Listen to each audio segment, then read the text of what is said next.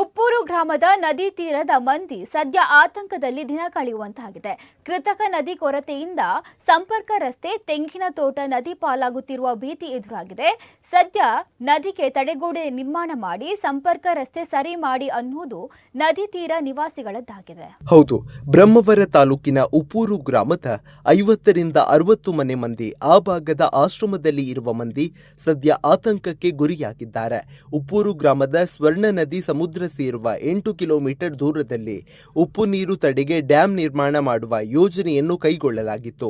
ಸದುದ್ದೇಶದಿಂದ ಆರಂಭವಾದ ಯೋಜನೆ ಪೂರ್ಣವಾಗದೆ ಉಳಿದಿದೆ.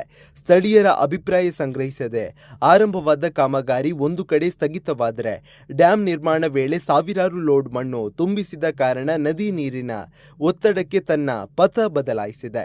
ಇದೇ ಕಾರಣ ಉಪ್ಪೂರು ಭಾಗದಲ್ಲಿ ಸಾಕಷ್ಟು ನದಿ ಕೊರತೆ ಉಂಟಾಗಿದೆ. ಇದರಿಂದಾಗಿ ಸದ್ಯ ಈ ಭಾಗದಲ್ಲಿ ವಾಸ ಇರುವ ಮಂದಿ ಆತಂಕದಲ್ಲಿ ದಿನ ಕಳೆಯುವಂತಾಗಿದೆ. ಸದ್ಯ ಮಳೆಗಾಲದ ಆರಂಭ 40ರಿಂದ 50 ದಿನಗಳು ಮಾತ್ರ ಬಾಕಿ ಇದೆ. ಈಗಾಗಲೇ ಸಾಕಷ್ಟು ನದಿ ಕೊರತೆಯಿಂದ ನೂರಾರು ತೆಂಗಿನ ಮರಗಳು ನದಿ ಪಾಲಾಗಿದೆ. ಕಾಂಕ್ರೀಟ್ ರಸ್ತೆ ಕೂಡ ಬಿರುಕು ಬಿದ್ದು ನದಿ ಕೊರೆತಕ್ಕೆ ಕುಸಿದಿದೆ. ಮಳೆ ಆರಂಭವಾದರೆ ಮೊದಲೇ ನೆರೆ ಆವರಿಸುವ ಈ ಪ್ರದೇಶದ ತೆಂಗಿನ ಸಂಪರ್ಕ ರಸ್ತೆ ಸಂಪೂರ್ಣವಾಗಿ ನದಿ ಪಾಲಾಗುವ ಆತಂಕವಿದೆ. ಸದ್ಯ ಡ್ಯಾಂ ಹಾಕಲಾದ ಮಣ್ಣು ತೆರವುಗೊಳಿಸಿ ನದಿ ಸುಗಮವಾಗಿ ಹರಿಯುವುದಕ್ಕೆ ಅನುವು ಮಾಡಿಕೊಡುವ ಜೊತೆಗೆ ನದಿ ಕೊರತೆ ಉಂಟಾಗಿರುವ ಪ್ರದೇಶದಲ್ಲಿ ತಡೆಗೋಡೆ ನಿರ್ಮಾಣ ಮಾಡಿ ಸಂಪರ್ಕ ರಸ್ತೆಯನ್ನು ಸರಿ ಮಾಡಿಕೊಡಬೇಕು ಅನ್ನುವುದು ಈ ಭಾಗ ನಿವಾಸಿಗಳ ಬೇಡಿಕೆ. ಕನ್ಸ್ಟ್ರಕ್ಷನ್ ಮಾಡಿ ಮಳೆಗಾಲದಲ್ಲಿ ಸ್ಟಾಪ್ ಮಾಡಿದ್ರು. ಅಲ್ಲಿ ಏನು ಡ್ಯಾಮ್ ಕಟ್ಲಿಕ್ಕೆ ಅಲ್ಲೇನು ಮಣ್ಣು ಹಾಕಿದ್ರು, ಸರೌಂಡೆಡ್ ಮಣ್ಣು ಹಾಕಿದ್ರು ನೋಡಿ. ಅದು ಮಳೆಗಾಲದಲ್ಲಿ ಅರ್ಧಂಬರ್ಧ ತೆಗೆದು ಉಳಿದದ ಅಲ್ಲೇ ಉಂಟು. ಅದು ಬೇಸ್ ಏನು ಮಣ್ಣು ಕೊಟ್ಟಿದ್ದಾರೆ ಅದು ಅಲ್ಲೇ ಉಂಟು, ಅದು ಫುಲ್ ತೆಗಿಲಿಲ್ಲ. ಸೊ ಅದ್ರ ರಿಸಲ್ಟ್ ಎಂತ ಅಂದ್ರೆ ನೀರು ಸರಾಗವಾಗಿ ಹೋಗ್ಲಿಕ್ಕೆ ಆಗುದಿಲ್ಲ. ಸೊ ಅದ್ರ ರಭಸ ಏನುಂಟು ಈ ಸೈಡ್ ಅಲ್ಲಿ ಅದು ಎಫೆಕ್ಟ್ ಆಗ್ತಾ ಉಂಟು. ಇದರಿಂದ ಏನು ಮಣ್ಣೆಲ್ಲ ಕೊರೆದು ಎಲ್ಲ ಹೋಗ್ತಾ ಉಂಟು.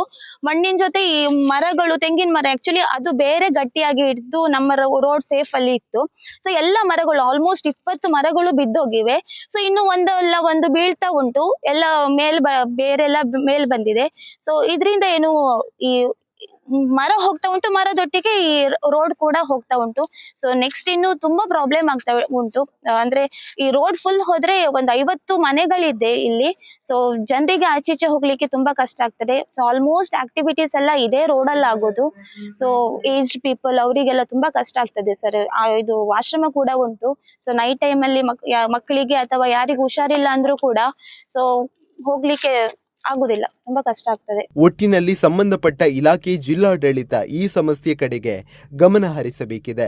ಮಳೆಗಾಲಕ್ಕೂ ಮುನ್ನ ಕಾಮಗಾರಿ ಆರಂಭವಾದ ಸಮಸ್ಯೆ ಬಗೆಹರಿಸುವ ಕಡೆಗೆ ಗಮನ ಹರಿಸಬೇಕಿದೆ. ಇಲ್ಲದೆ ಹೋದರೆ ಈ ಭಾಗದ ಜನ ಮಳೆಗಾಲದಲ್ಲಿ ತೆಂಗಿನ ತೋಟ, ಸಂಪರ್ಕ ರಸ್ತೆ ಕಳೆದುಕೊಂಡು ಜೀವನ ನಡೆಸುವುದಕ್ಕೆ ಪರದಾಡುವ ಸ್ಥಿತಿ ನಿರ್ಮಾಣವಾಗಲಿದೆ.